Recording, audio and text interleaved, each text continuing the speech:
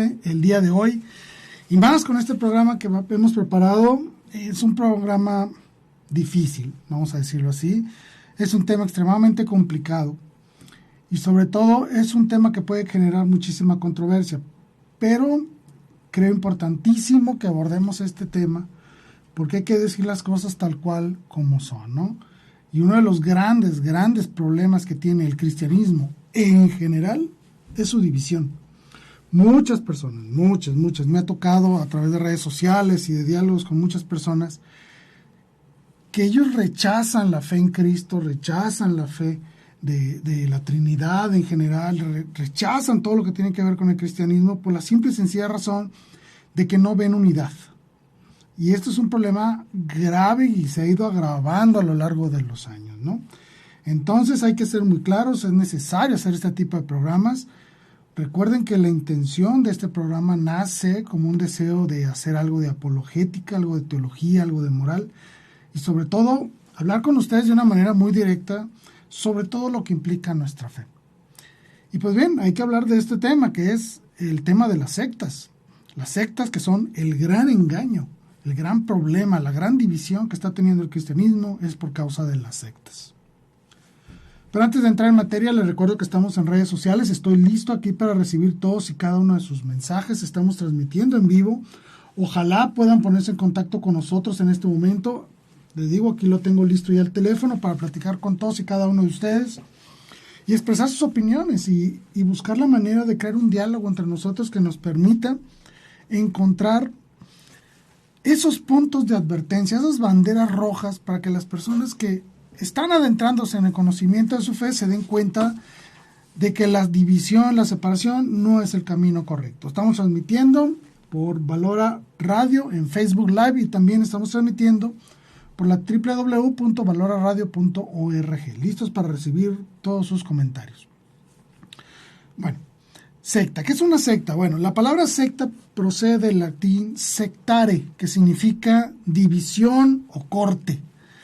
También otras personas dicen que viene de la palabra secedere, que también latín, que significa separarse. Bueno, las dos palabras tienen una misma raíz y básicamente significan separación, ruptura, división. Obviamente estamos hablando de alguien que se separa de una raíz, se separa de una ideología, se separa de un movimiento, como lo queramos ver. Entonces, cuando hablamos de sectas, estamos hablando de un grupo que se opone a la doctrina y a las estructuras de la iglesia y muchas veces implica un acto de rebeldía, la gran mayoría de las veces. Eso es lo que podemos definir como secta. Y les platico por qué quise hacer este tema. El día de ayer, mi esposa y yo nos levantamos a media mañana, desayunamos y nos fuimos al gimnasio. De casa al gimnasio hay aproximadamente 3 kilómetros nada más. En esos 3 kilómetros había 3 diferentes iglesias cristianas. 3. Una por cada kilómetro. Imagínense el problema que esto implica. Si nosotros tomamos en cuenta una densidad de población, ¿cuántas personas están siendo atraídas en solo estas 3? Son 3 kilómetros de distancia de mi casa al gimnasio. Había 3 diferentes iglesias. Cada una diferente de la otra, cada una con sus propias ideas, cada una con sus propias enseñanzas y costumbres. Es decir, en solo 3 kilómetros había 3 diferentes iglesias. Imagínense si llevamos esto a dimensiones de toda la ciudad, por ejemplo. O en tu ciudad, ¿cuántas diferentes iglesias puedes encontrar en las cercanías de tu hogar? Vas a darte cuenta que hay 1, 2, 3 o incluso hasta más. A mí me ha tocado, y lo digo porque lo digo en serio, en un mismo recinto, en una misma dirección, han existido 3 diferentes iglesias a lo largo de los años que he vivido en esa colonia. 3 diferentes iglesias, con 3 pastores diferentes, con 3 ideas diferentes, con 3 doctrinas diferentes, con 3 públicos diferentes, con 3 congregaciones diferentes. Entonces tenemos un problema terrible con las sectas. Y hay que ser muy claros, y esta crítica, aunque no lo crean, no va tanto dirigido a las sectas, va dirigida a nosotros mismos. Porque la gran mayoría de esas personas que están yendo hoy en día a esas sectas se bautizaron en la Iglesia Católica. Y por algún motivo abandonaron la iglesia. Hay que hacer algo. Tenemos que hacer algo, tenemos que ponernos a trabajar nosotros como católicos y decirle a toda esta gente, hey, se están equivocando, la están regando, no pueden congregarse donde sea.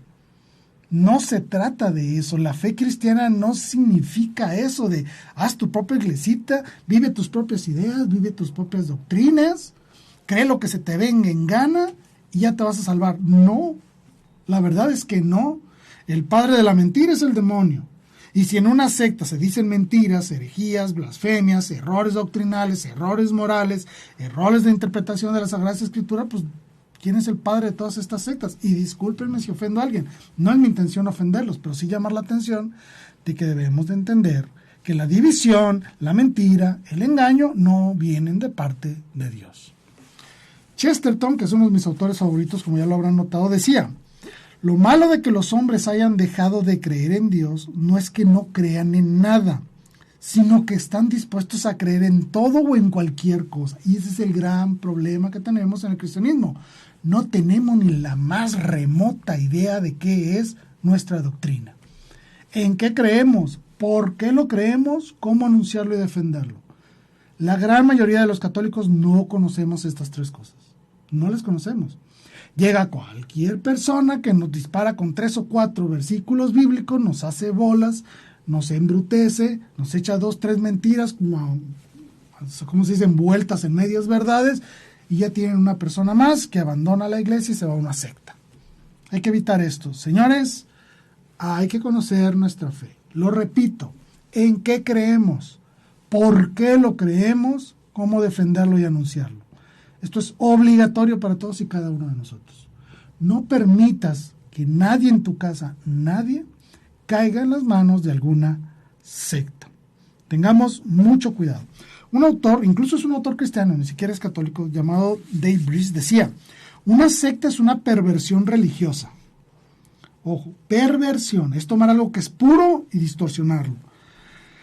Es una creencia y práctica en el mundo de la religión que exige, fíjense lo que viene aquí, existe devoción a un concepto o a un líder religioso centrado en una falsa doctrina. Es decir, es una exigencia de devoción a una idea o a un líder basado en una falsa doctrina.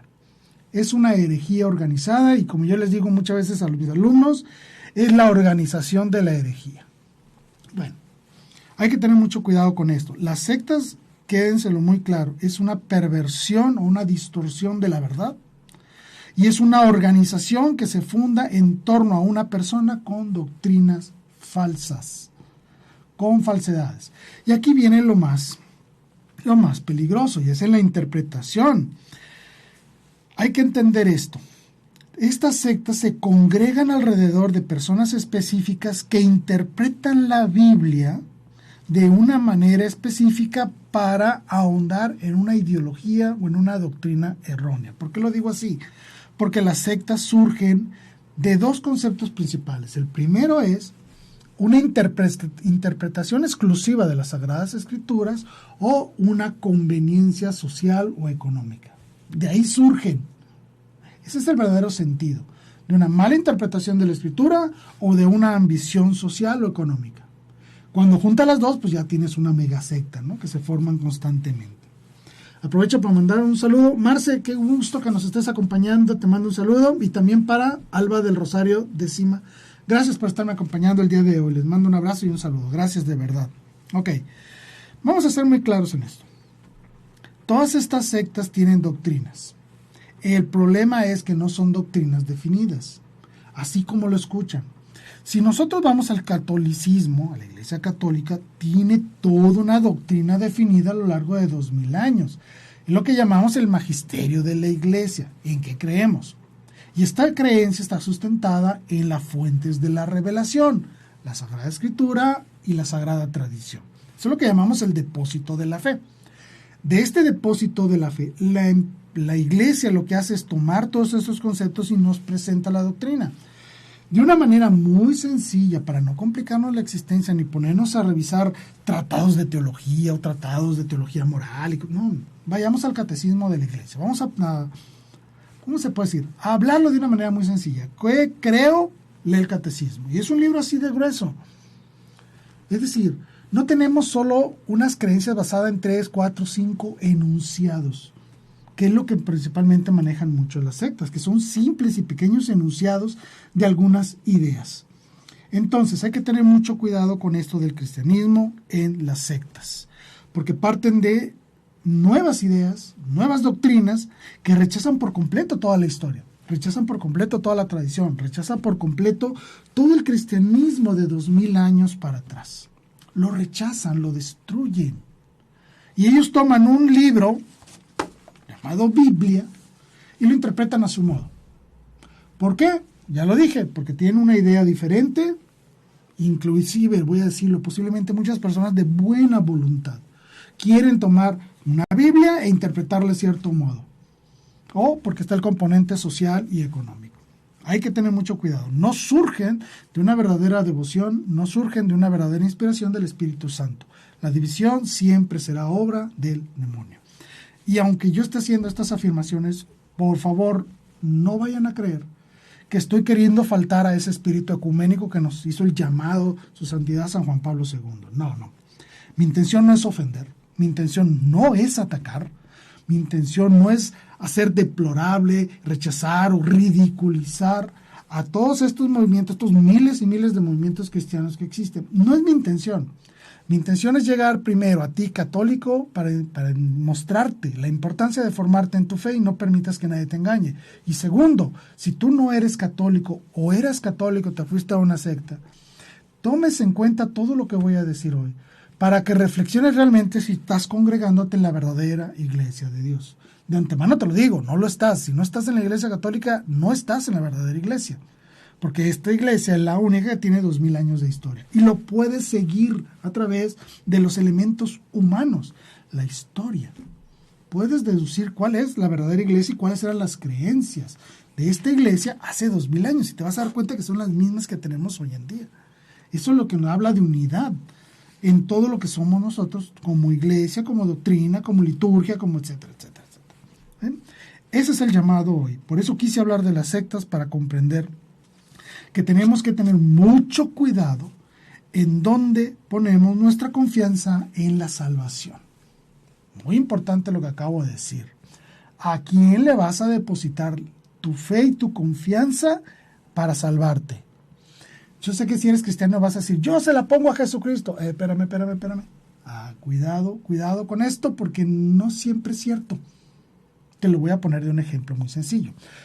Si yo como católico dijera, yo pongo mi confianza en el Papa, automáticamente estaría cometiendo un error. Hay que poner nuestra fe y nuestra confianza en Cristo, sí. Pero ¿quién me muestra a Cristo de manera verdadera?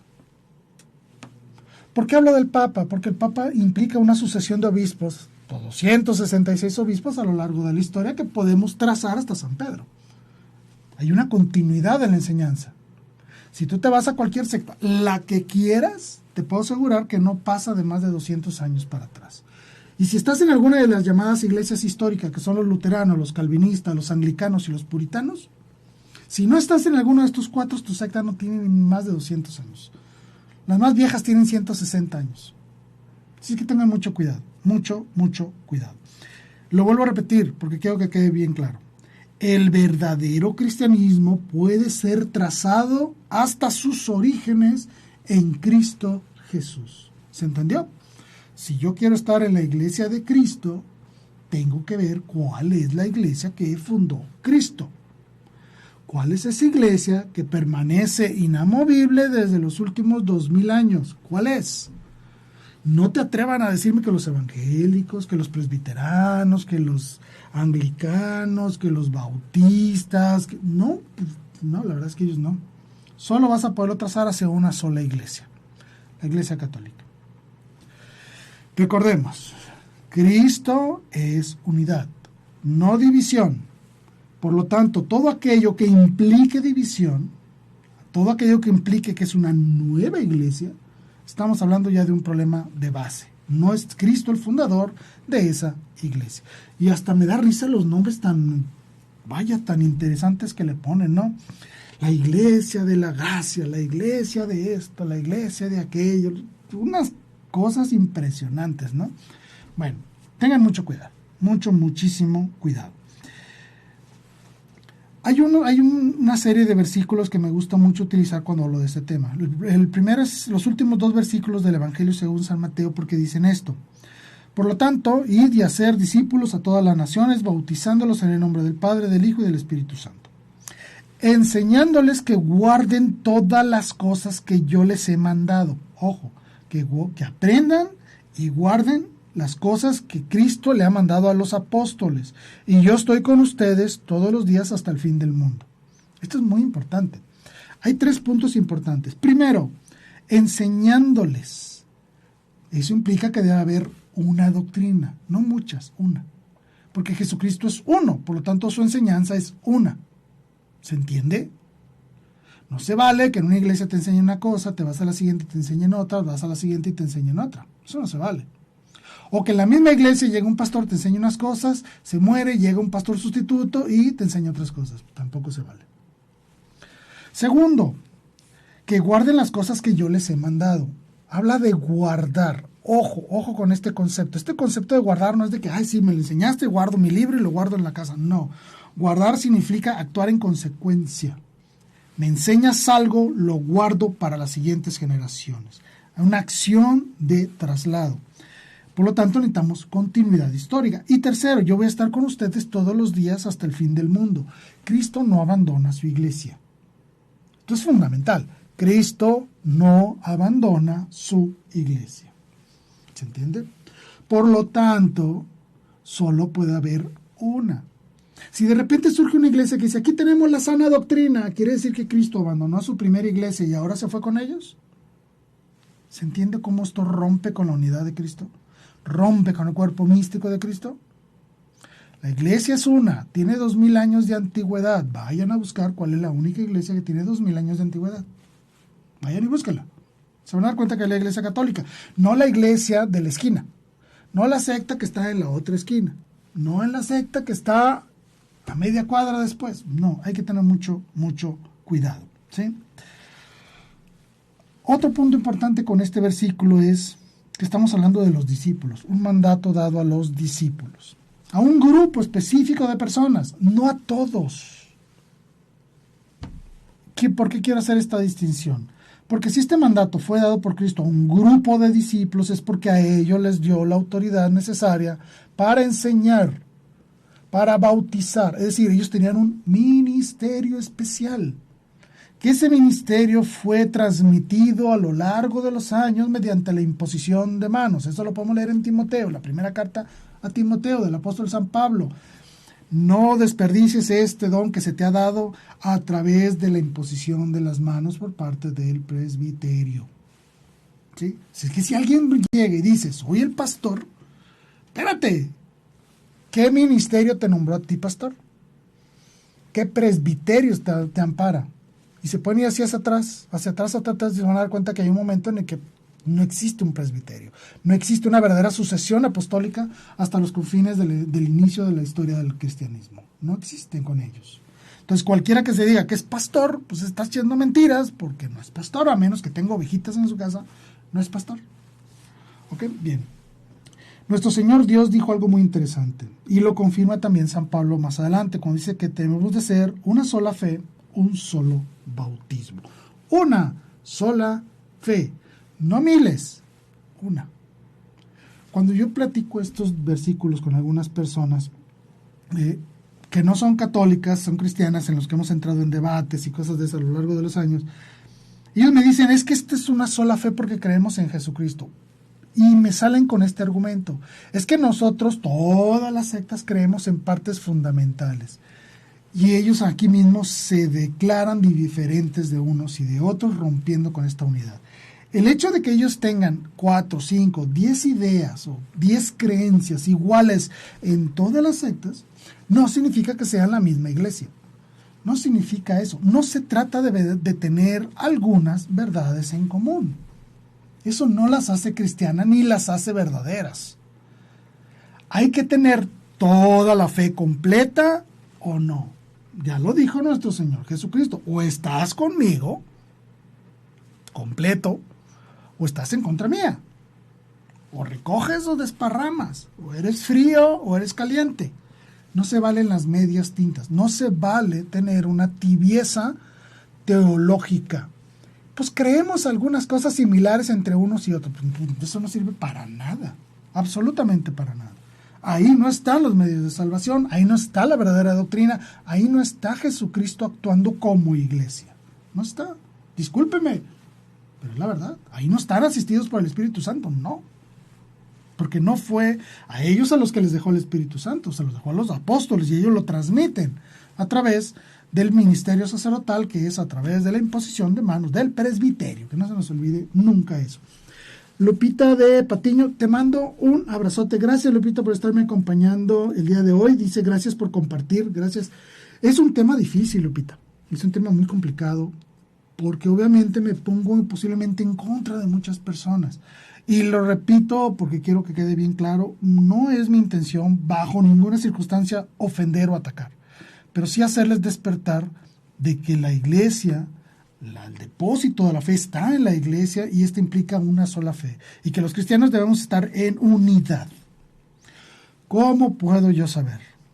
Yo, que mi iglesia, la iglesia católica, verdaderamente es la verdadera, lo he dicho muchas veces, por su historia, por su doctrina, por su liturgia, por sus oraciones, por un montón de cosas, ¿no? Pero ahorita me quiero mantener en el plano más humano, por llamarlo así. Vamos a leer algo que está en el Evangelio según San Mateo, del capítulo 16, versículo 18. Ya lo hemos leído infinidad de veces, pero otra vez. Y yo a mi vez te digo que tú eres Pedro, y sobre esta piedra edificaré mi iglesia. Las puertas del infierno no prevalecerán contra ella. Ojo, tiene que ser una iglesia que fue fundada por Cristo sobre una persona. No la fundó en una ciudad. Ni siquiera la fundó sobre un grupo de personas. No. La fundó sobre una sola persona y le cambió el nombre a esa persona. La fundó sobre un señor llamado Simón Bar Jonás. Así se llamaba Pedro, Simón Bar Jonás. Sobre él, dice aquí Cristo que él funda su iglesia. Sobre él.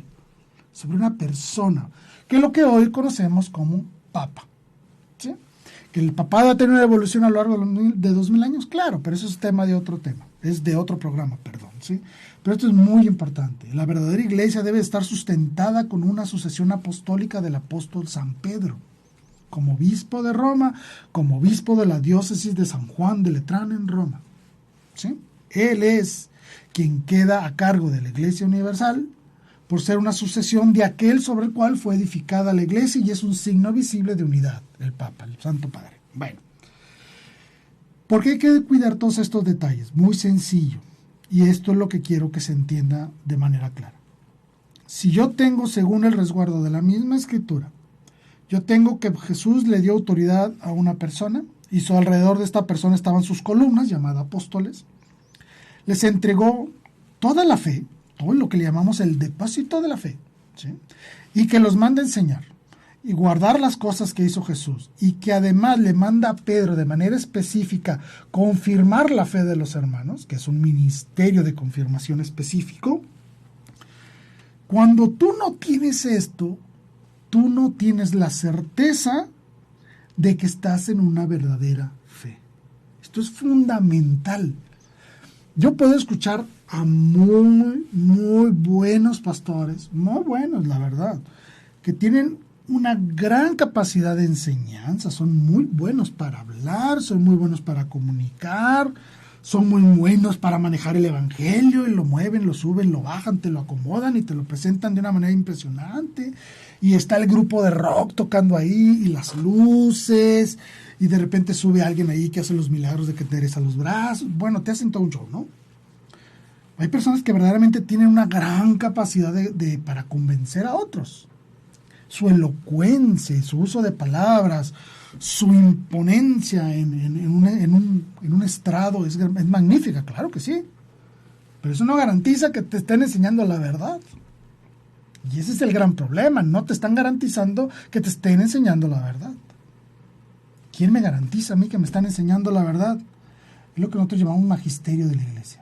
Este magisterio de la iglesia está compuesto por todas las enseñanzas de la Iglesia a lo largo de 2000 años, que no es más que el depósito de la fe, lo que nos dejó Jesucristo, y que se ha ido explicando a lo largo de 2000 años de una manera en que cada generación tenga la manera de acercarse a la verdad de la fe y comprenderla dentro de sus propios términos y condiciones. Por eso es de que el discurso se sigue renovando día con día en nuestra Iglesia, para hacer presente lo que sucedió hace 2000 años. Por eso es importante que cuando tienes una sucesión, tienes un presbiterio permanente, tienes una serie de ritos, una serie de reglas, una serie de condiciones para darle sucesión histórica. Todo esto es lo que te puede garantizar que estás en la verdad, cuando hay un signo visible de unidad. Por eso les digo, tengan mucho cuidado. Ok, pero hay un ingrediente aún mayor que nos puede garantizar que todo lo que estamos escuchando cuando vamos a misa, cuando nos habla un sacerdote, cuando nos habla el Papa, cuando nos habla una encíclica nueva, etcétera, etcétera, ¿cómo puedo saber yo que eso es verdadero? Muy sencillo. Jesucristo le prometió, a esta iglesia le prometió la asistencia del Espíritu Santo.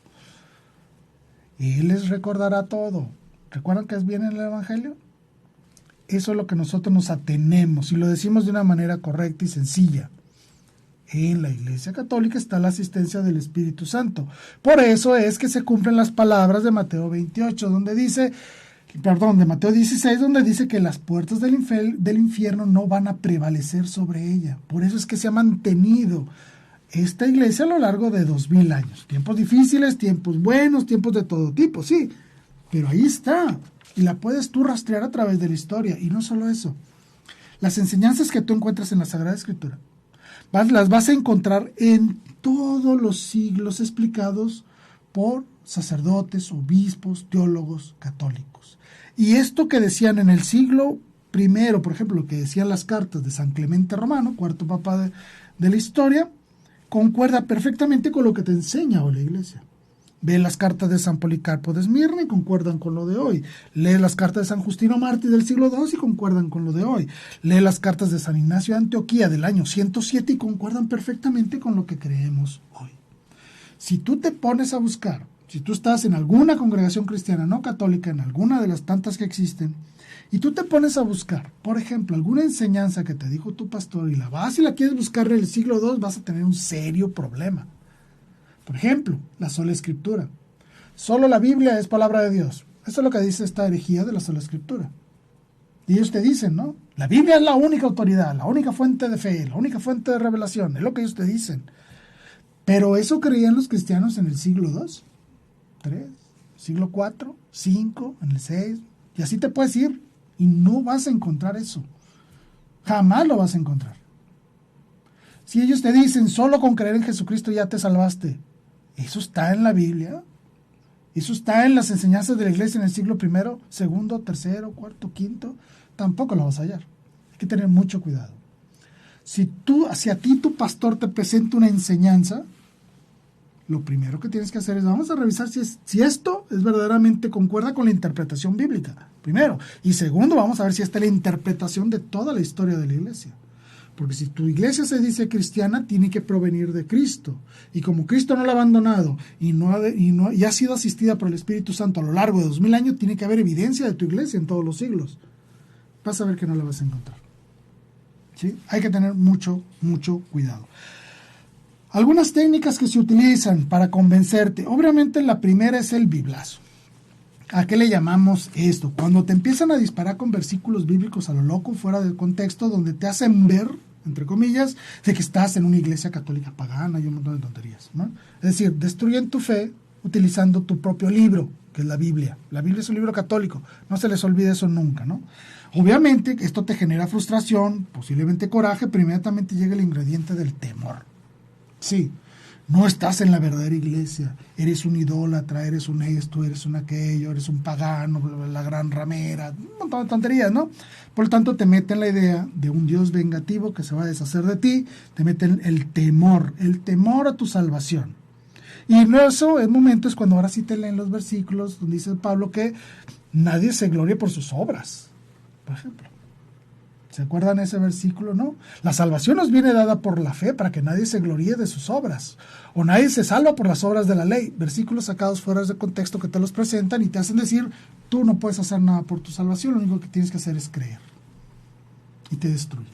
Destruyen por completo tu fe. Te quitan tu conciencia echándole la culpa al diablo de todo. Absolutamente de todo. Tú no eres culpable de nada, por lo tanto basta que creas en Jesucristo para que te salves, porque tú no eres culpable de nada. El demonio actuó en ti. Destruyen y corrompen por completo el sentido del libre albedrío, rompen el concepto de mérito. Esa cosa que se llama mérito, en el cual tú, por tu libre voluntad tienes que hacer cosas que Dios les ha mandado. Y tienes que hacerlos en libertad, porque la palabra sin obras es una palabra hueca. Ah, no, eso lo dijo Santiago. Una fe sin obras es una fe muerta. ¿Recuerdan? Hay que tener mucho cuidado con todo esto. Te meten culpa, le echan la culpa al demonio y luego te dicen que te vas a morir y te vas a ir al infierno. Entonces tienes que aceptar a Jesús como tu Señor y Salvador, hacer una profesión de fe y listo, ya te salvaste. Son técnicas muy interesantes de control mental. Ojo mucho con esto. Te manejan una verdad absoluta. Esto es muy atractivo, créanme. Cuando la gente te empieza a manejar verdades absolutas, es muy atractivo para la gente, para nosotros. Porque en el momento en que tú no tienes que entrar en introspección, en reflexión, en estudio, en análisis y un montón de conceptos que hay que hacer, te facilitan tanto las cosas que dices, pues basta con que crea y ya. Una hora voy al domingo, voy al templo, levanto los brazos, canto 3 cancioncitas y listo. Ya estoy salvado. Hay que tener mucho cuidado. Así no funcionan las cosas, ¿sí? Hay una gran distorsión de versículos bíblicos. Hay un ocultamiento sistemático de versículos bíblicos. Ahorita voy a llegar a ese punto. No se les olvide eso. Ocultamiento de versículos bíblicos fundamentales. Tengan mucho cuidado. Quieren controlar todo tu comportamiento. Controlan todo tu sistema de información y en muchas sectas que son muy peligrosas quieren controlar incluso tu capacidad monetaria. Así que te obligan al pago del diezmo, que te obligan a hacer aportaciones económicas muy fuertes. Tengan mucho cuidado con todas estas sectas de la prosperidad que son terribles. ¿Ok? Quiero volverlo a decir. Por medio de técnicas manipuladoras se trastorna la capacidad de los fieles para leer críticamente las Sagradas Escrituras y se les limita e impide totalmente acceder a fuentes de información que van en contra de las enseñanzas de cada secta. Ojo, hay un alto sentido de censura. Tengan mucho cuidado, ¿sí? Y manejan mucho un concepto de autosalvación. Nunca lo van a aceptar ellos. Te van a decir, no, la salvación viene por Cristo. Y sí, obviamente, la salvación viene por Cristo, claro. Pero te dicen, pero tú no tienes que ser Cristo para ser salvo. ¿Se entendió esto? Una de las cosas que nosotros enseñamos dentro de la fe católica que son fundamentales es, tú tienes que ser otro Cristo. Y tienes que ver a Cristo en tu hermano. Es un concepto muy importante dentro de nuestra fe. Comprender que yo al decir soy otro Cristo implica dos cosas. Primero, que estoy ungido por el Espíritu Santo. Y segundo, implica la responsabilidad de actuar como Cristo. ¿Se entendió? Cuando ellos te dicen, no, tú no puedes ser otro Cristo, lo que hacen es lavarte de estas responsabilidades. Eliminan tu conciencia. Destruyen por completo tu conciencia. Esto no significa que ya no vayas a ser bueno, sino que ahora vas a ser muy malo. No necesariamente. Pero destruye tu conciencia con relación a las fuentes de salvación. Y ojo, dije fuentes de salvación en plural. Sabemos que la salvación viene solo por Cristo. Cuando hablo de fuentes de salvación o de caminos de la gracia, me estoy refiriendo a la acción sacramental y a la acción litúrgica de la Iglesia. Nuestro Señor Jesucristo estableció ritos y criterios de cómo administrar la gracia. Para eso existe el sacerdocio, para ser los administradores de estos canales de salvación, que son los sacramentos. En las sectas se eliminan casi por completo esto, solo hacen el simbólico del bautismo, algunas tienen el llamado la cena, la cena pascual o la cena del Señor y reparten galletitas y juguito de manzana y cosas de esas, o juguito de uva, es cierto, no estoy echando mentiras.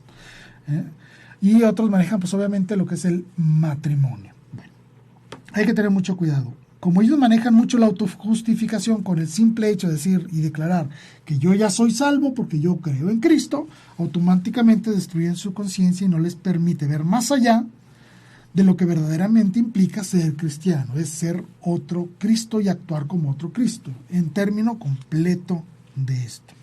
Hace rato les decía que una de las grandes estrategias que se manejan es la distorsión de algunos versículos, como es ese de Pablo que dice, la salvación viene por la fe para que nadie se glorie por las obras, o nadie se salva por las obras de la ley. Sí, entonces eso te hace pensar de que solo con creer ya me salvé. No, el mismo San Pablo dice muchas veces que hay que actuar y hacer las obras que Dios nos ha mandado para ser meritorios. Incluso él mismo decía, yo sufro en mi carne lo que le hace falta a los padecimientos de Cristo. ¿Qué le falta a los padecimientos de Cristo? Mis padecimientos. ¿Qué le falta a la cruz? Que yo me suba a ella. Eso es lo que le hace falta. ¿Sí? Entonces, mediten esto y recuerden esto. Una media verdad es peor que una mentira completa, porque la media verdad es una mentira muchísimo más engañosa.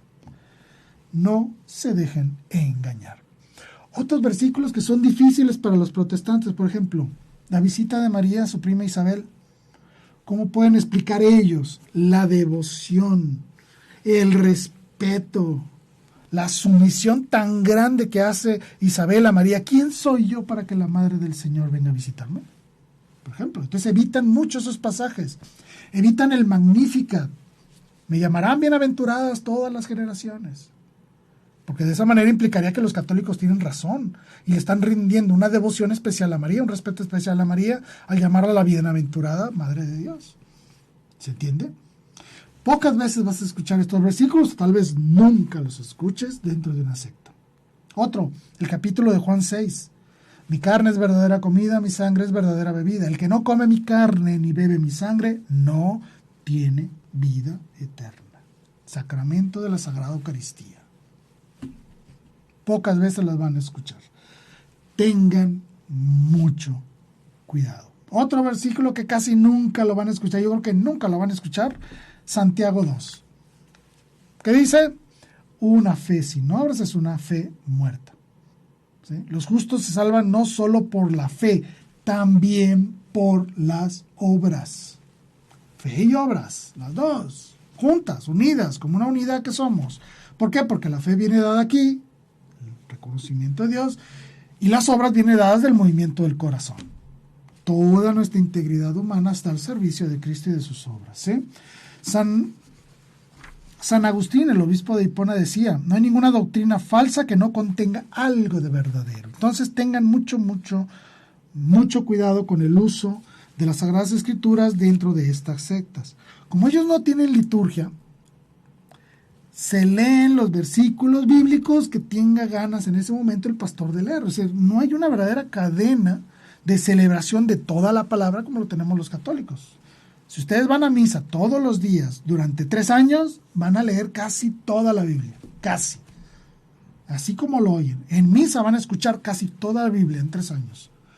Esto no sucede en las sectas. Como no tienen liturgia, solo van a escuchar una enseñanza de un pastor determinado que enseña un cierto tipo de versículos según la interpretación personal de esa persona. Tengan mucho cuidado, mucho cuidado. Ok.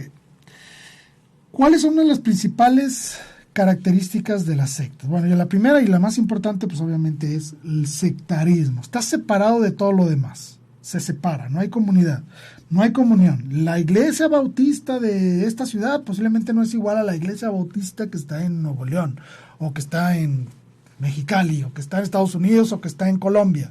Son diferentes completamente unas de otras. ¿Sí? Entonces tengan mucho cuidado. Segundo, y también importantísimo, no existe nueva revelación. Y quiero que esto se lo graben muy bien. Esto es importantísimo. Uno de los principales recursos que manejan estas sectas es que ellos traen una nueva revelación. Traen la nueva doctrina. la nueva sana doctrina o la doctrina reconstituida de la verdadera doctrina de Jesucristo del principio. Es decir, están hablando de algo nuevo. Esto es falso completamente. Y les voy a decir por qué. Porque la revelación, es decir, lo que nuestro Señor Dios nos dejó como depósito de la fe, se cierra con el apóstol San Juan, que fue el último en morir.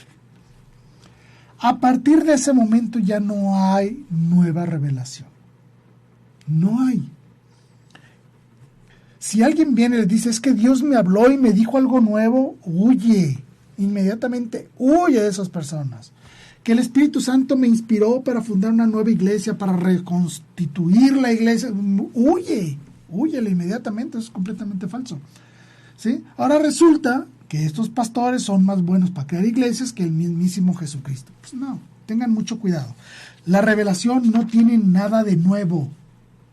La revelación se terminó con el apóstol San Juan allá a finales del siglo I. Y ahí se cierra. De ahí después, nadie, absolutamente nadie en la historia ha recibido algo nuevo de revelación divina. Nadie. Oye, que la aparición de la Virgen les dio nueva revelación. No, eso es mentira. Nuestra Santísima Madre, cuando no ha venido a visitar a alguna persona en específico para darle un mensaje, no agrega revelación. Ojo, ¿puede explicar algo de la revelación? Sí. ¿Puede enseñar nuevos actos de devoción? Sí. Pero jamás nos va a traer algo nuevo de doctrina. Jamás. Nunca. Y no ha sucedido en 2000 años. Y es que si llega un pastor y dice, lo nuevo, huye. Automáticamente huye. Es que Dios me dijo, Dios me inspiró, vino a mí el Espíritu Santo, es que se me apareció Jesús en sueño. Oh, huye. De verdad. Huye. Segundo, tengan mucho cuidado con otra de las grandes herejías, sola Biblia, sola Escritura. Esto es muy interesante. La única manera de poder despreciar, por decirlo así, toda la enseñanza del cristianismo a lo largo de 2000 años y tener permiso, por decirlo así, para fundar una nueva iglesia, necesitas partir de cero. Pero no puedes partir de cero sin algún pequeño sustento. Entonces utilizan una cosa llamada Biblia. Sí, así como lo oyen. Toman la Biblia, reinterpretan lo que dice en la Biblia y surge una nueva iglesia, una nueva secta. Como no pueden amparar sus creencias en la creencia histórica de la iglesia, de los verdaderos cristianos a lo largo de 2000 años, tienen que desechar todo eso. Ignorarlo, porque entonces se van a dar cuenta que lo que ellos están enseñando es mentira. Por eso es que destruyen, rechazan, aborrecen lo que nosotros llamamos como sagrada tradición. Las enseñanzas del magisterio vivo de la iglesia a lo largo de 2000 años. Como ellos desechan y descartan toda esa información, ellos pueden tomar su Biblia, que ni siquiera la hicieron ellos, y la empiezan a interpretar como se les dio la gana, creando un verdadero licuado de términos y de ideas y de creencias. Es un verdadero cochinero porque no te enseñan la verdadera doctrina de Dios, te confunden y posiblemente te lleven a la perdición. Lo único que sustenta la existencia de estas sectas son las ambiciones personales de aquel que la ha fundado. Así es que la advertencia está dada de una manera muy sencilla. Por favor, no caigan en las sectas. Manténganse fieles a la Santa Iglesia de Dios, que pueden comprobar a lo largo de la historia cuál es la verdadera, cuál es la que fundó Cristo sobre San Pedro. Pueden encontrarlo tranquilamente. Por último, así rapidísimo, ¿cuáles son las 4 características fundamentales de las sectas? La primera, autonomía. No se ligan a ninguna otra porque quieren mantenerse independientes, con una libertad de enseñanzas, libertad de sucesiones, es decir, lo convierten en empresa familiar, libertad económica y libertad ideológica. Enseñan lo que se les da la gana, lo que supuestamente Dios los inspiró, entre comillas. Bueno. Segundo, fuertes eventos de proselitismo. Ojo, no de evangelización, de proselitismo. ¿Por qué? Muy sencillo. Con mayor número de adeptos hay mayor capacidad económica, obviamente, y mayor fuerza para influir sobre otros grupos, ¿sí? A la mayor cantidad de adeptos, eso confirma en cierto modo o reafirma que las creencias del pastor, las enseñanzas del pastor están en lo correcto. Y tercero, genera un principio de identidad dentro del grupo que permite a las personas mantenerse fieles a esos grupos. Tercero, los acontecimientos. La gran mayoría de las sectas viven y se nutren del acontecimiento. ¿Qué es esto? Show que te impresiona, discursos elocuentes y fantásticos, milagros y manifestaciones sobrenaturales, incluso que rayan en lo ridículo, ¿no? Como el pastor que caminaba arriba de sus fieles para no pisar el suelo porque el suelo era de Satanás, cosas así, ¿no? Testimonios de cambios de vida y sobre todo una gran acogida social. Tú en cuanto llegas a cualquier secta, todo el mundo te abraza, te besa, te apapacha, te dan un pellizcón y te dan un plato de comida. Y una cervecita, un vinito, una agüita fresca. Es decir, hay un gran ambiente social que genera un alto sentido de compromiso. Todo esto te envuelve en un ambiente de un acontecimiento social. La doctrina viene aparte a ser segundo término. Lo importante es que llegas y te sientes como en casa, ¿no? Bueno. Y el último, que es el más grave de todos, es la intolerancia. No toleran la historia, no toleran al magisterio de la iglesia, no toleran la sagrada tradición, no toleran toda la enseñanza a lo largo de 2000 años, no toleran las diferentes ideas que les presentan otras sectas incluso, no toleran nada. El único que vale es el pastor y lo que el pastor dice, ¿sí? Y obviamente estas sectas profesan las 5 grandes herejías. Se las voy a decir rápido. La sola fide, solo por la fe me salvo. Falso, eso es mentira. La sola escritura, solo la Biblia es palabra de Dios. Falso totalmente. La Biblia es palabra de Dios, sí, pero no solo esa es palabra de Dios, también está la Sagrada Tradición. Sola gratia, ¿qué significa esto? De que toda la salvación es exclusiva de Dios, que yo no intervengo en nada en mi salvación. Falso totalmente. Solo Cristo, el solo Cristo es que solo Él nos salva. Esta parte es cierta, solo Cristo salva. Pero también dicen que solo Cristo intercede ante Dios, y esto no es cierto. Los santos y nosotros mismos podemos interceder ante Dios por los demás. Y el soli deo gloria, que significa que solo a Dios hay que darle gloria. A Dios hay que darle gloria de latría, de adoración, claro, pero a todos los héroes de la fe le podemos dar un honor y rendirle una devoción de dulía o hiperdulía. O algunos dicen dulia o hiperdulía, dulía o hiperdulía, como le quieren llamar, de sumo respeto sin considerar los dioses. Entonces, estas son las principales 5 grandes herejías de las sectas. Y la invitación es muy sencilla. Tengan mucho cuidado. Conozcan su fe. Recuerden, ¿en qué creo? ¿Por qué lo creo? ¿Cómo lo defiendo y lo anuncio a los demás? Esta es la base fundamental para que nunca caigas presa de estas sectas que te atrapan, te envuelven y pueden hacerte caer en la perdición total. Cuida tu fe, cuida tu salvación y no desprecies nunca esta iglesia y los canales de salvación llamados sacramentos. Soy tu servidor Jaime Velázquez, me despido. Te doy las gracias por haberme acompañado y no lo olvidemos nunca. Viva Cristo Rey, viva María Santísima, Virgen de Guadalupe. Hasta la próxima.